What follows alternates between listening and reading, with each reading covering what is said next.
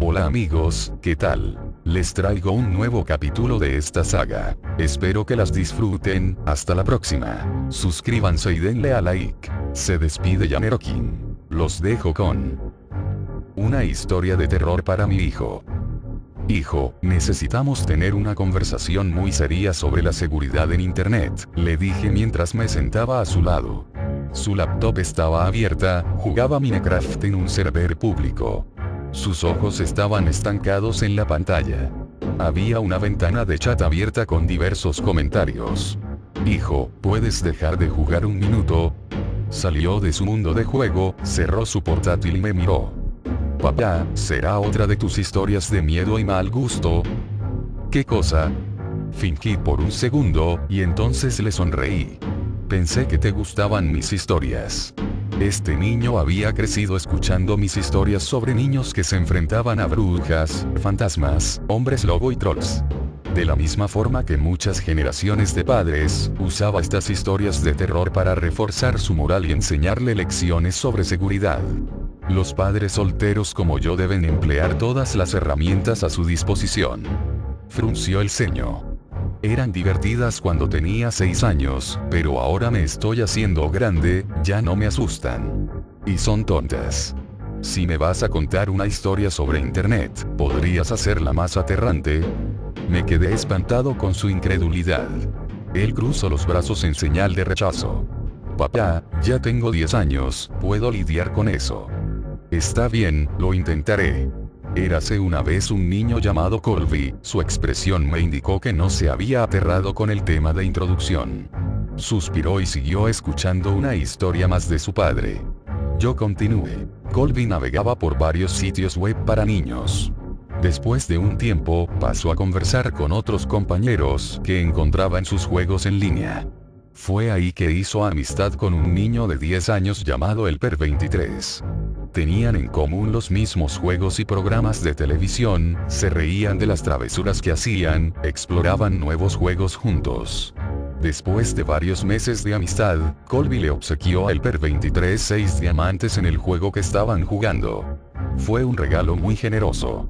El cumpleaños de Colby estaba cerca y el Per23 quería enviarle un regalo en la vida real. Colby creyó que no tenía nada de malo si daba su dirección al Per23, ya que había prometido no darle su dirección nunca a los extraños. El Per23 le prometió que no se lo diría a nadie, y que así podría enviarle el paquete. Pausé la historia y le pregunté a mi hijo. ¿Crees que fue una buena idea? No. Respondió mientras agitaba la cabeza vigorosamente. Bueno, tampoco Colby. Se sintió culpable por haber dado su dirección, y su culpa comenzó a crecer, y crecer. Para el momento en que se ponía el pijama la noche siguiente, su culpa y su miedo eran más grandes que cualquier otra cosa en su vida. Decidió que le contaría la verdad a sus padres. El castigo sería severo, pero tendría la conciencia tranquila. Se metió en su cama en tanto esperaba que sus padres fueran a cubrirlo. Mi hijo sabía que la parte aterradora estaba por llegar.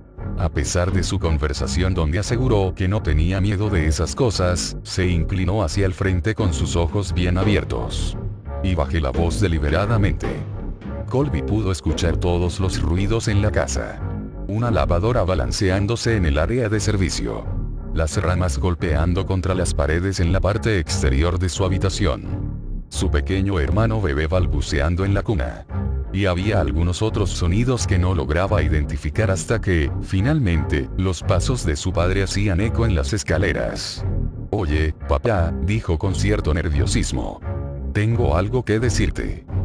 Su padre asomó la cabeza por la puerta en un ángulo extraño. En la oscuridad, su boca parecía no moverse y sus ojos tenían un aspecto raro.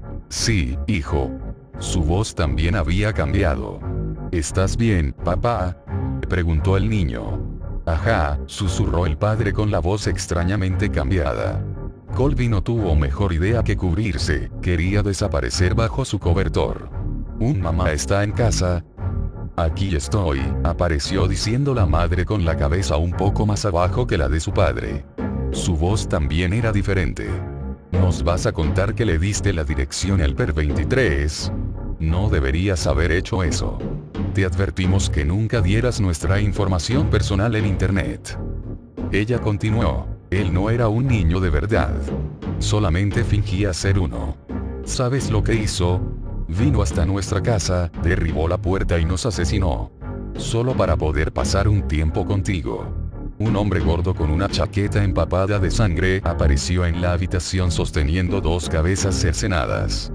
Colby gritó y se quedó sin aliento mientras el hombre arrojaba las dos cabezas en el suelo y sacaba un cuchillo. Mi hijo también gritó. Cruzó las manos a la defensiva sobre su rostro. Pero apenas estábamos comenzando con la historia. Después de varias horas, el niño agonizaba y sus gritos se habían convertido en gemidos. El asesino pudo escuchar los balbuceos del bebé en el otro cuarto y retiró el cuchillo del cuerpo de Colby. El bebé tendría un trato especial, nunca antes había asesinado a un bebé y estaba emocionado con la oportunidad. El PER-23 dejó a Colby para que muriera y siguió los llantos por la casa hasta el cuarto del pequeño. En la habitación caminó hasta la cuna, tomó al bebé y lo sostuvo por los brazos. Llevó al niño hasta una mesa para tener una mejor apreciación de lo que iba a hacer. Pero mientras sostenía al bebé, el llanto se detuvo. El niño lo miró y le sonrió. El PER-23 nunca había tenido un bebé. Arrulló lentamente al niño como un profesional en su regazo. Se limpió la mano llena de sangre en el cobertor para poder apretar las mejillas del pequeño. Hola, pequeño individuo. La furia y el sadismo se habían convertido en algo más agradable y tranquilo. El PER-23 salió de aquella habitación, llevó al bebé a su casa, le dio el nombre de William y lo crió como si fuera su hijo. Después de terminar la historia, mi hijo estaba visiblemente aterrado. Me dijo tartamudeando. Pero papá, mi nombre es William. Le guiñé un ojo y le pasé una mano por el cabello. Por supuesto, hijo. William corrió a su cuarto llorando de miedo. Pero en el fondo creo que le gustó la historia.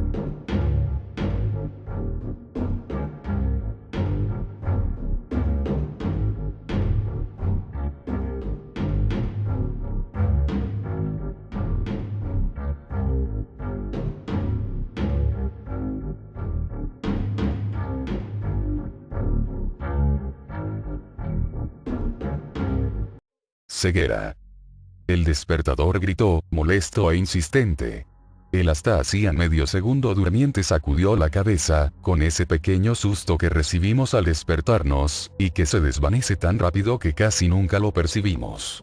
Todavía en la frontera de la vigilia, estiró la mano y apagó la alarma, y agradeció a varios panteones de dioses por el maravilloso silencio. Volvió a su posición de feto y pensó el diario 5 minutitos más, pero la parte adulta de su cerebro lo obligó a intentar levantarse. Retosó por unos segundos en su cama, regodeándose en el calor casi maternal de las frazadas. Gozó enormemente, bostezó y se estiró hasta el hartazgo. Abrió los ojos y se los restregó un poco, a la vez que bostezaba. Con la oscuridad que reinaba en el cuarto, era prácticamente lo mismo tener los ojos cerrados o abiertos. Prácticamente, era exactamente lo mismo. El recién despierto cerró y abrió los ojos, viendo exactamente lo mismo. Nada.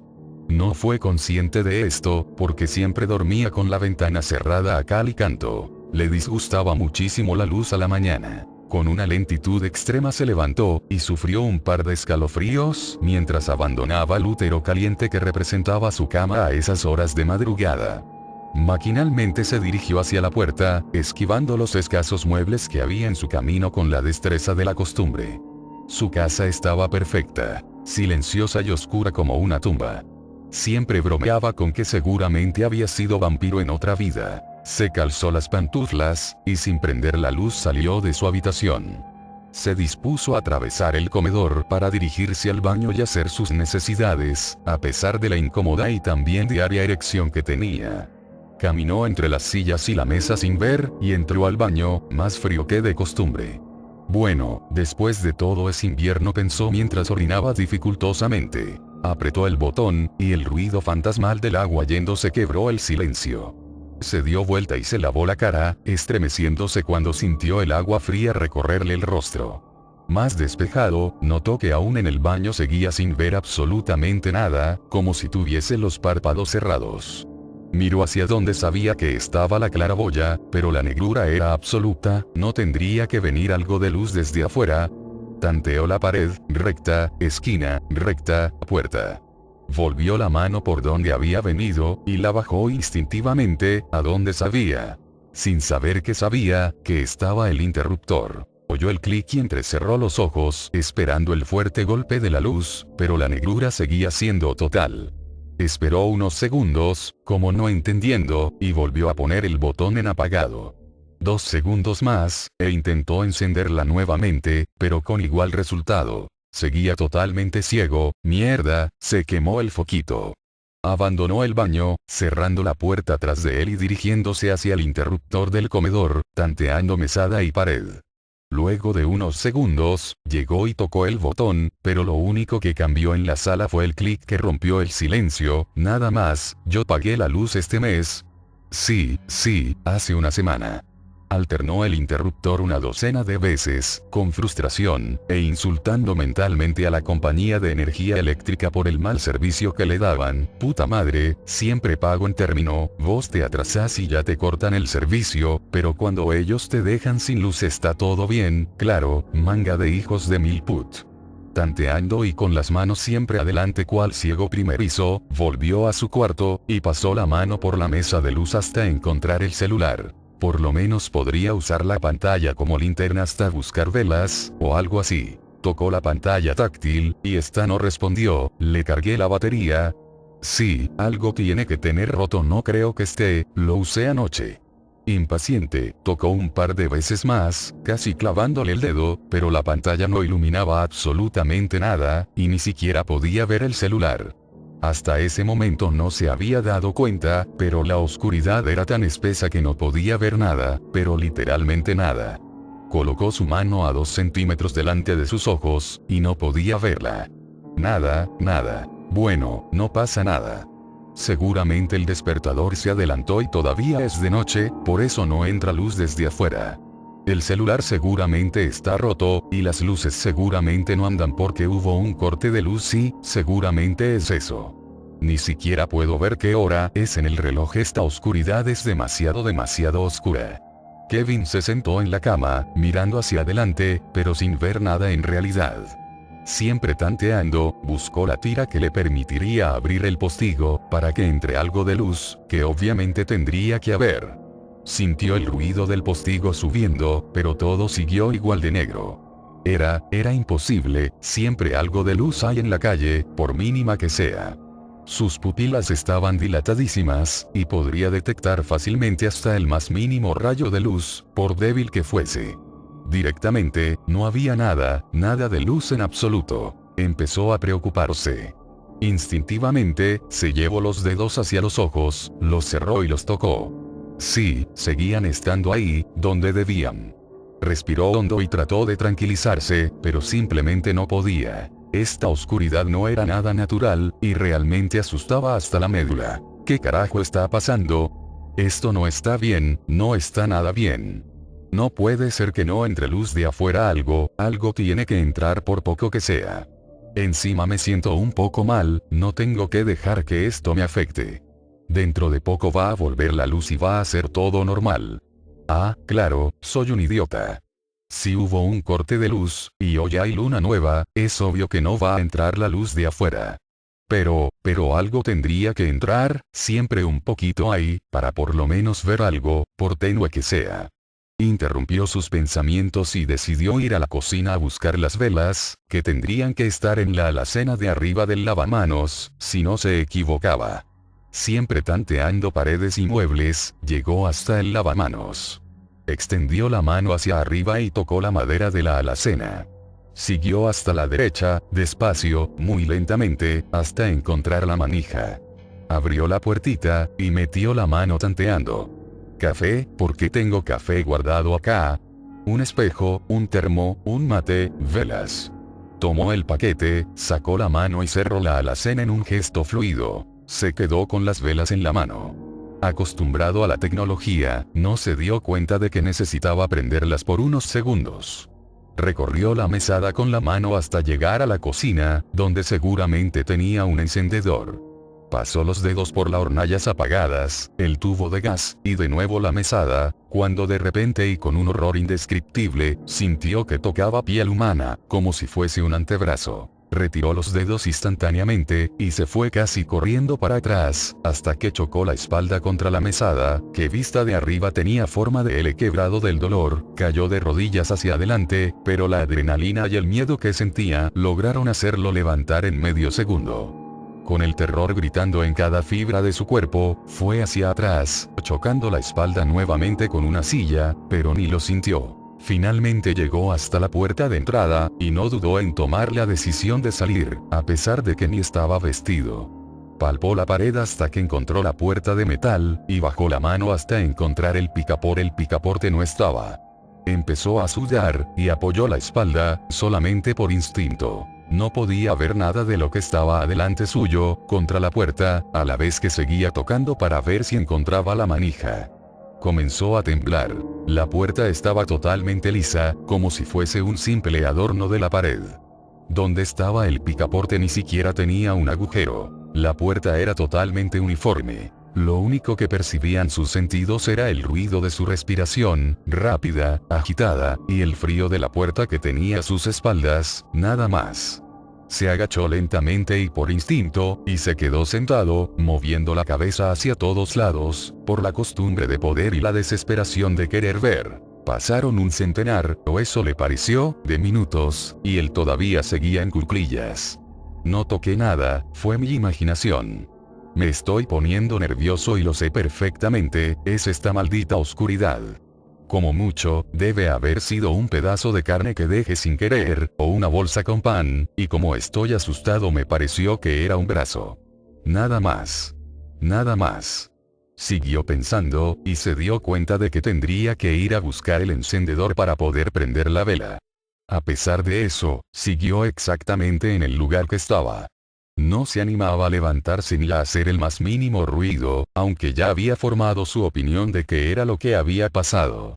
Sin embargo, explicación racional o no, la verdad era que seguía ahí, agazapado, esperando un mínimo ruido para hacer que... ¡Ay Dios, ay Dios! Mierda, no puede ser, no puede ser, no puede ser.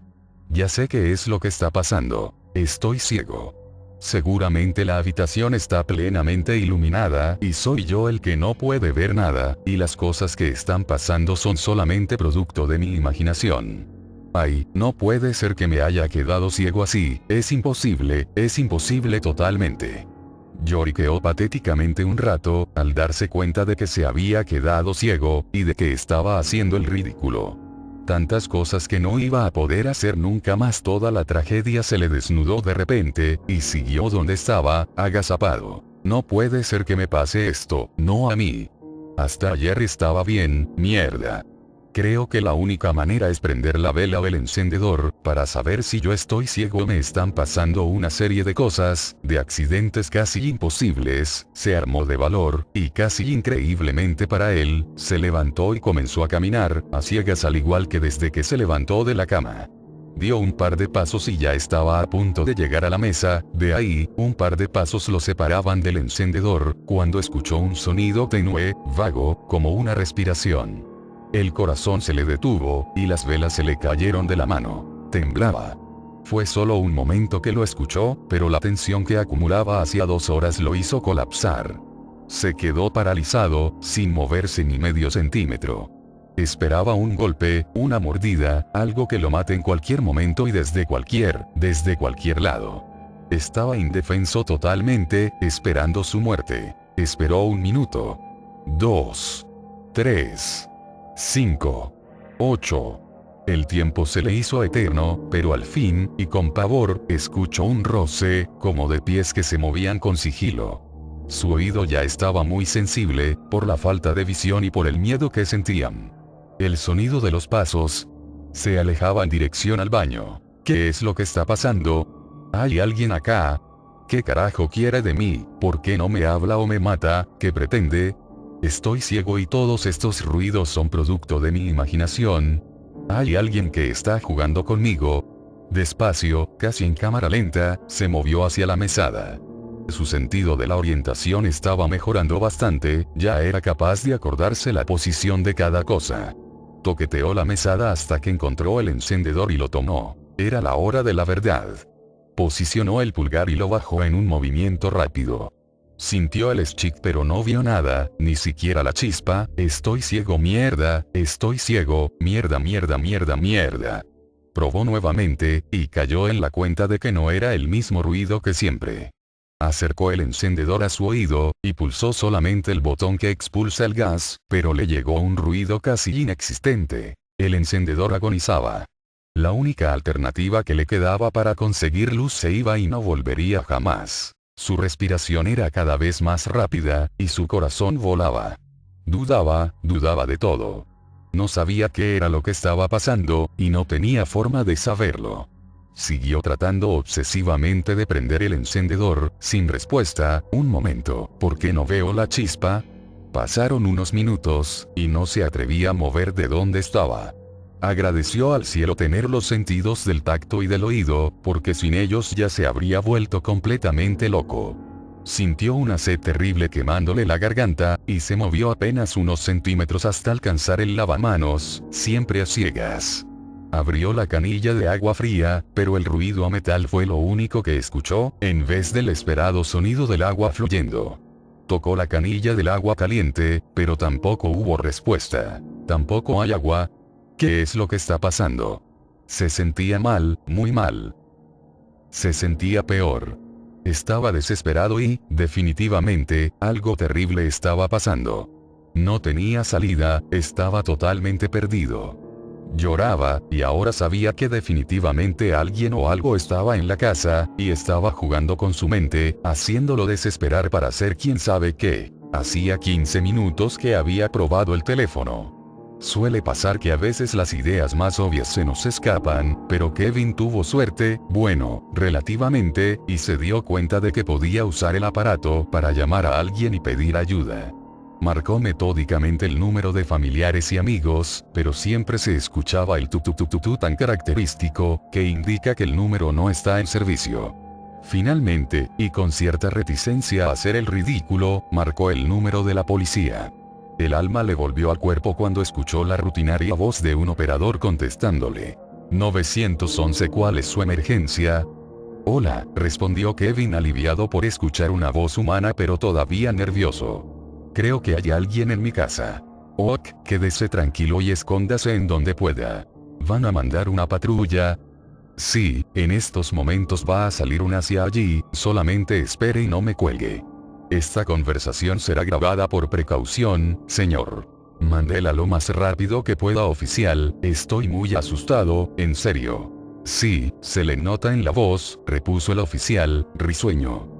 Trate de calmarse y cuénteme qué está pasando. Kevin le contó una versión minimizada, mucho más verosímil, y cuando llegó al punto de que no veía ninguna luz, ni la proveniente de afuera, la voz del oficial le respondió, extrañado. Abrió la persiana y no vio luz afuera. Pero si son las 4 de la tarde, hombre. Todo el nerviosismo que había logrado ahuyentar volvió en esas 16 palabras. Empezó a respirar rápido, como si tuviese un ataque de asma. Sí, entonces estaba ciego y era todo su imaginación, esto lo confirmaba. Señor, ¿todavía está ahí? Dijo la voz del operador, preocupada. Señor. Sí, estoy acá, respondió Kevin, devastado. Creo que me volví ciego. Escúcheme atentamente, señor. Hay una forma médica y segura de saber si perdió la visión o no. Si tiene bicarbonato de sodio cerca, échese un poquito en el ojo. Si perdió la visión le va a arder un poquito apenas, no se preocupe, y si puede ver no le arderá absolutamente nada. Créame, un tío mío lo hizo una vez. Hágalo y vuelva, no colgaré. Estaba desesperado, y el policía habló con total seguridad, así que supuso que tenía razón. Fue hasta la alacena, y sacó lo que supuso era bicarbonato. Dudó un poco, pero decidió probar una pizca y estuvo seguro de que era bicarbonato y no otra cosa. Se echó una pizquita en la mano, abrió el ojo y se lo tiró. El dolor recorrió desde el ojo hasta el cerebro. La córnea le ardía como si se la hubiesen prendido fuego con un soplete, e inmediatamente comenzó a gritar de sufrimiento. Se levantó rápidamente y fue hacia la canilla para enjuagarse, pero otra vez, el grifo se obstinó y no salió ni una gota. Restregándose el ojo, se acercó al teléfono. Tanteó hasta encontrar el cable que salía desde la parte de atrás. Estaba arrancado. Ja ja ja ja, qué imbécil. Sonó la voz del operador, burlona. No puedo creer que lo hayas hecho, en serio. ¿Quién mierda sos, hijo de puta? ¿Qué querés de mí? Soy tu Dios acá. Soy el que decide cómo vas a sufrir. Soy el encargado de que sufras. Lo único que quiero es que me temas, y que desees no haber existido.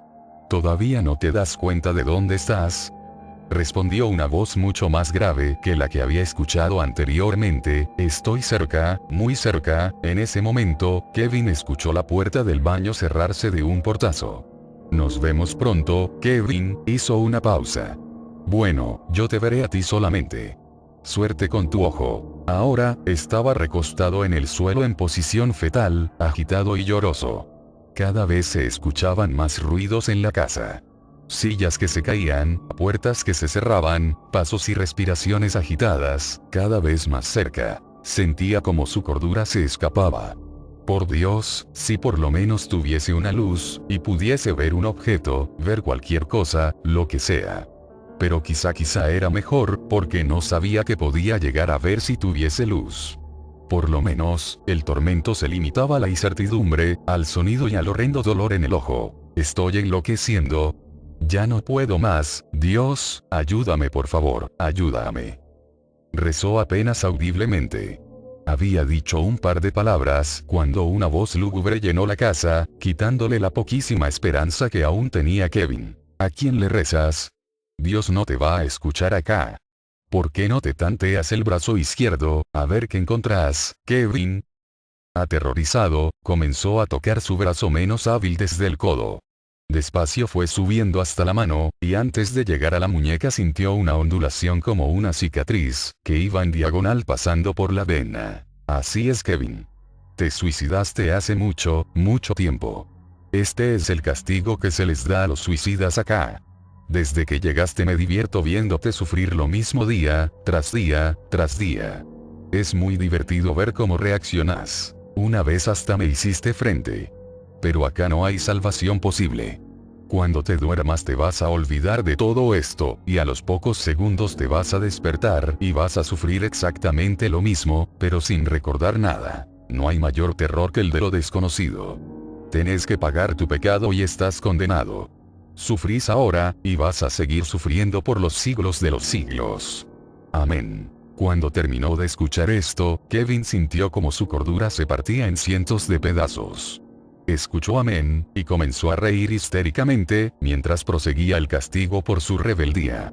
Desde ninguna parte, otra risa lo acompañaba, lúgubre y malvada. El Dr. Steiner sonrió y miró a su colega Hoffman. Hicimos bien nuestro trabajo, colega. El general estará más que satisfecho con esta nueva cámara de tortura. Cronometre el tiempo que tarda en quebrarse y mande un equipo de limpieza. Apagó las luces del cuarto de supervisión. Dejó a su compañero a cargo de manejar los ruidos y se fue. A pocos metros, Kevin, el sujeto de pruebas número 27, se suicidaba preso de la locura.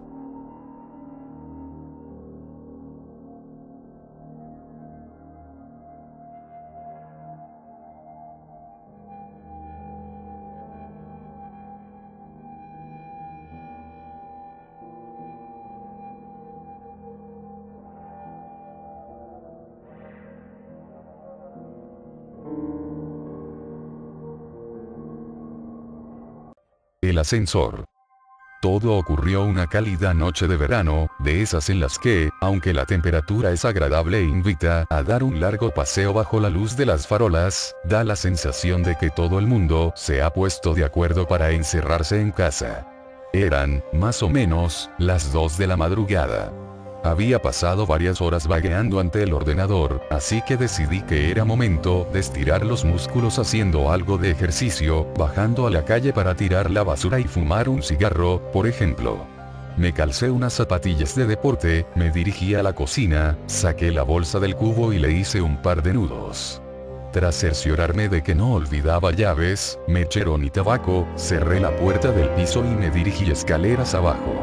Habría podido elegir tomar el ascensor, pero, teniendo en cuenta que a esos cacharros les suele dar por pararse de golpe, habría sido un error quedarme encerrado dentro con la única compañía de una maloliente bolsa de basura. Recorrí los pocos metros que separaban mi portal de los contenedores, disfrutando del ambiente de soledad que reinaba en mi calle, unido a la tenue iluminación y la invisible caricia procedente del asfalto caliente bajo mis pies. Tras meter la bolsa en uno de los cubos, volví a mi portal y, antes de entrar, encendí un cigarrillo, disfrutando de cada calada, mientras oía en la distancia el sonido de ambulancias y coches acelerando. La banda sonora que suena de fondo cada noche en la gran ciudad que es Madrid. Mientras daba buena cuenta de mi cigarro, eché un ojo al gran edificio de viviendas que esperaba mi regreso. Un bloque levantado a finales de los años 60, con paredes de ladrillo rojizo, 6 alturas y una planta de garaje bajo sus cimientos, similar a los cientos de edificios que, en aquella época, el Ministerio de Vivienda construyó en toda España. Junto al portal, aún se conservaba la placa que daba fe de ello. Mis padres fueron los primeros dueños de la casa. Tras el paso de los años, su afán ahorrador les permitió hacerse con un chalet en las afueras, por lo que yo, siendo hijo único, tuve la suerte de pasar a ser el dueño, y único habitante, de la vivienda. Cuando acabé el cigarrillo, tiré la colilla al suelo y entré en el portal. Por un momento, pensé en subir andando hasta el 5º piso, donde vivo, pero la vagancia pudo más, así que llamé al ascensor. Cuando este llegó a la planta baja, entré en el habitáculo. Una de las curiosidades que tenía aquel edificio era dicho ascensor. No todos los bloques de viviendas de la época contaban con uno, y se consideraba una mezcla de lujo y suerte el poder llegar a casa en uno de estos chismes cuando se levantó el edificio. Esto hacía que la estructura fuese algo vieja. Sus paredes, sus espejos y su cuadro de botones tenían más de 50 años. Lo que más me llamaba la atención de este último detalle era el correspondiente al garaje. Había un botón para cada piso, excepto para el sótano, en cuyo lugar había una cerradura. Todos los vecinos teníamos copia de la llave. El motivo era, según los constructores, evitar que el cálido garaje se llenase de mendigos por las noches. Miré aquella cerradura con curiosidad. Aquella vieja cerradura. Entonces, una idea se me pasó por la cabeza. En lugar de pulsar el botón del 5º piso, eché mano al manojo de llaves que había en mi bolsillo e introduje la llave correspondiente. Para acceder al sótano, había que girar la llave hacia la izquierda, pero, ¿qué ocurriría si la giraba hacia la derecha? Hice la prueba. Nada. La cerradura hacía tope, como era de esperar. Cabezota de mí, volví a intentarlo, girando con más fuerza. Con mucha más fuerza. En ese momento, de forma inesperada, la cerradura cedió, poniendo el ascensor en marcha. Sorprendido ante aquello, fijé los ojos en el indicador luminoso. Mientras el ascensor descendía, aquel paso de mostrar un 0 a mostrar un -1. Pero, llegado a este piso, el ascensor no se detuvo. Durante casi un minuto, el trasto continuó bajando, traqueteando y rugiendo como de costumbre. El indicador luminoso mostraba 2 guiones intermitentes. Entonces, de repente, el ascensor se detuvo y su puerta se abrió. Ante mis ojos se extendía un largo y estrecho pasillo, apenas más ancho que el propio ascensor. La iluminación procedente del interior de este no bastaba para iluminar aquel pasillo, que era engullido por una tenebrosa oscuridad, y no se apreciaban escaleras que llegasen allí desde un piso superior. «Hola». Mi voz retumbó por las paredes y desapareció en el oscuro espacio. A pesar de que la situación me imponía algo de respeto, la curiosidad ante el nuevo sótano recién descubierto pudo más. Decidido a investigar aquel lugar, encendí mi mechero y abandoné la protectora luz del ascensor. Me giré por un momento, y vi que, en aquella planta, no había botón para llamar al ascensor, sino una cerradura. Mosqueado, continué avanzando hacia la oscuridad.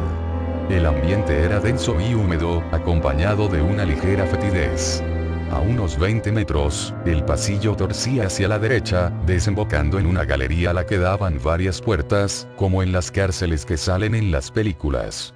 Algunas puertas estaban cerradas y otras abiertas, y el suelo estaba lleno de polvo, cristales rotos y otros objetos. La mugre que invadía el lugar me disuadió de palpar la pared en busca de interruptores de luz, por lo que confié en la pequeña llama que portaba en mi mano. Al internarme en la galería, me agaché y acerqué mi mechero al suelo para examinar con más detalle qué eran aquellos pequeños bultos que pisaba irremediablemente a cada paso.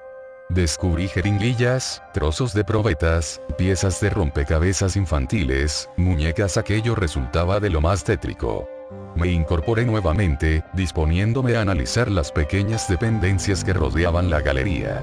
Uno de los detalles que percibí fue la falta de ventilación o iluminación exterior. Aunque era noche cerrada, no había rastro de salidas al exterior por las que se colase la luz de las farolas, ni ninguna corriente de aire que hiciese vibrar a la llama de mi mechero. Aquel era un lugar completamente cerrado, y a saber a cuántos metros bajo tierra me encontraba en aquel momento. Recorrí varias de las salitas, y vi que todas tenían elementos en común. Pequeños, anticuados y oxidados camastros, mesitas y sillas. Y material médico. El lugar estaba infestado de gasas, correas, pastillas desperdigadas por el suelo. Aquello parecía un hospital en miniatura. Un hospital antiguo y fantasmagórico, detenido en una época pasada, en el que la acumulación de polvo es el único indicador del paso del tiempo. Aún me arrepiento de entrar en una de aquellas dependencias.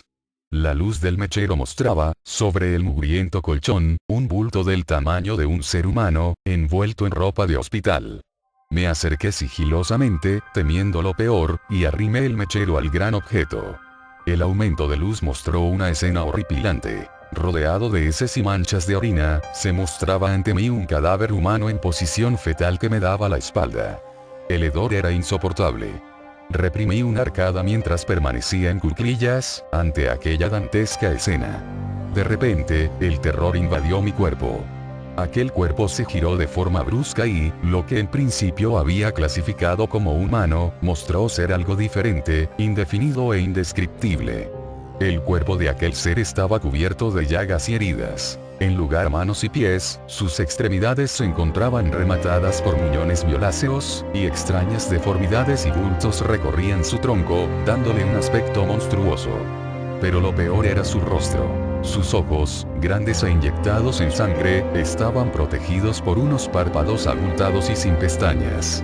En lugar de pelo, su cabeza poseía infinidad de cicatrices y grapas que partían desde sus pobladas cejas y sienes y se perdían hacia su nuca. Sus orejas, irregulares y enormes, no mostraban pliegue alguno, dotando al ser de un aspecto simiesco. Tampoco poseía nariz, y de sus orificios nasales surgían 2 hilos de sangre reseca. Rematando aquel cuadro tan desagradable, se encontraba su boca. Un orificio de comisuras agrietadas, sin labios, de cuyo interior carente de dientes y lengua, provenía el peor olor a podrido que he percibido en mi vida.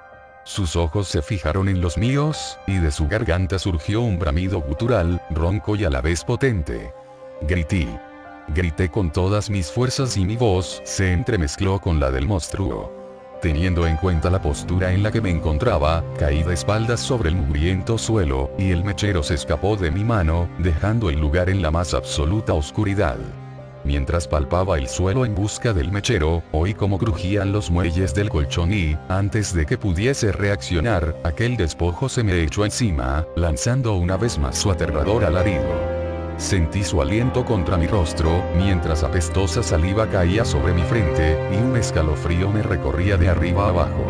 Cejé mi empeño de hacerme con el mechero, y pataleé con todas mis fuerzas, tratando de zafarme del horripilante ser. Me arrastré unos metros hacia atrás, me levanté y salí de la estancia, a oscuras, tratando de recordar la disposición de aquella planta, temiendo tropezar o dar de bruces con alguna de las paredes. Mientras huía en dirección al ascensor, pude oír cómo aquello se arrastraba entre los cristales rotos del suelo, siguiendo mis pasos. Llegué al pasillo y sentí que volvía a la vida cuando me invadió la luz encendida del ascensor abierto. Entré, pulsé el botón del 5º piso y, lleno de impaciencia y pavor, esperé a que la puerta se cerrase y el ascensor se pusiese en marcha. Sin embargo, el aparato no obedecía mis órdenes. Aunque el botón del quinto piso estaba encendido, la puerta no se cerraba. Y el crujir de cristales se oía cada vez más cerca. Me di media vuelta. Ante mí, el pasillo se extendía una vez más, engullendo la luz del ascensor. Sin embargo, ahora no sentía curiosidad ante aquella escena. Sentía verdadero horror. Quería huir de allí. Y el ascensor no se movía. De repente, se hizo el silencio. Estaba tan aterrorizado que todos mis músculos se agarrotaron.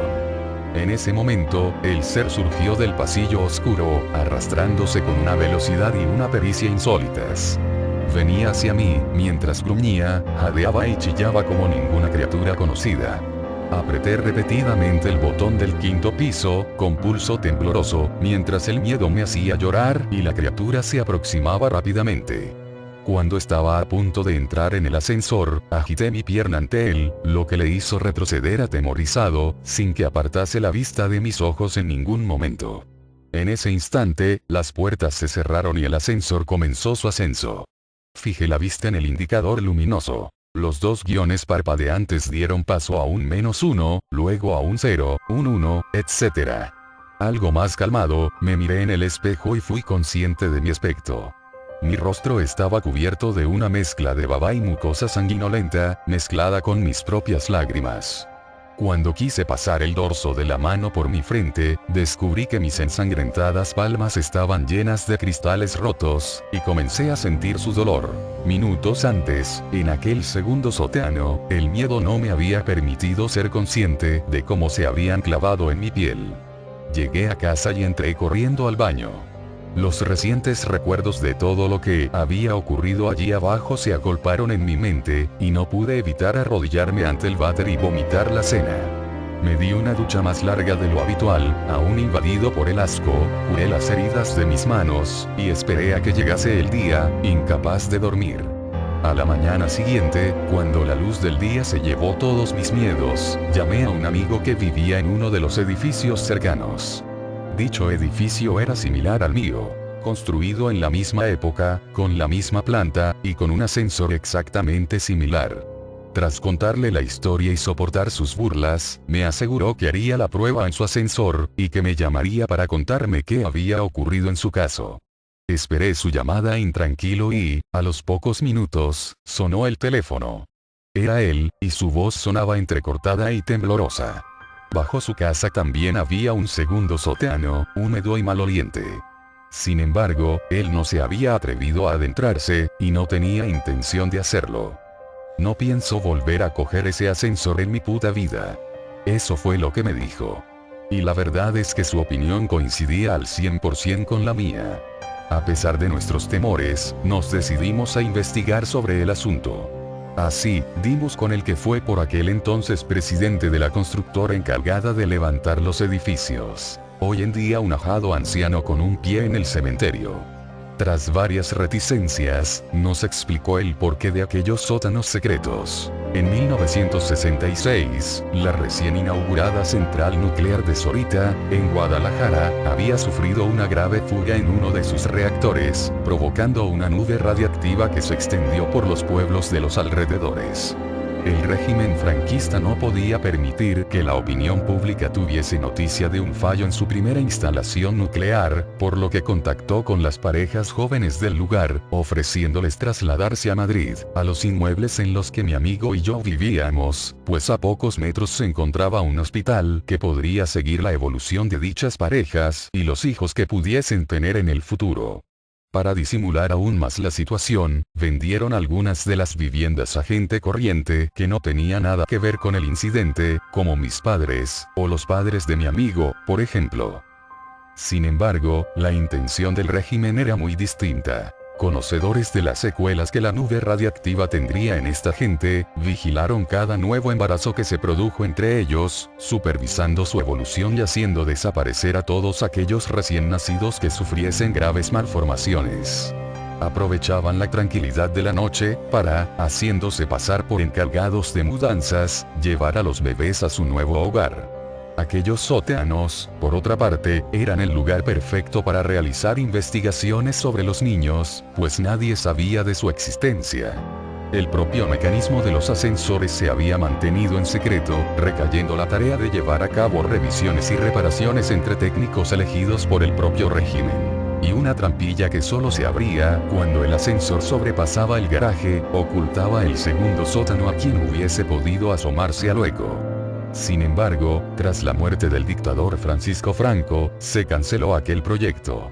Tratando de arrojar tierra sobre el asunto, los sujetos en experimentación fueron sacrificados, y toda documentación relativa al proyecto fue destruida. Casi todos los cabos quedaron atados. ¿Cómo que casi todos los cabos? Preguntamos mi amigo y yo a aquel hombre. Sí, dijo él.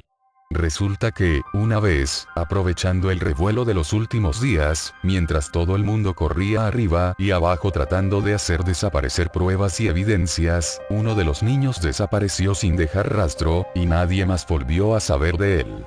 Mi amigo y yo nos miramos, aterrados. Nos despedimos del viejo y volvimos a nuestras casas. Y desde entonces, no he vuelto a subirme a un ascensor. Y, por si a alguien le interesa, vendo mi casa. Es un quinto piso, muy luminoso. Y, además, tiene ascensor y garaje.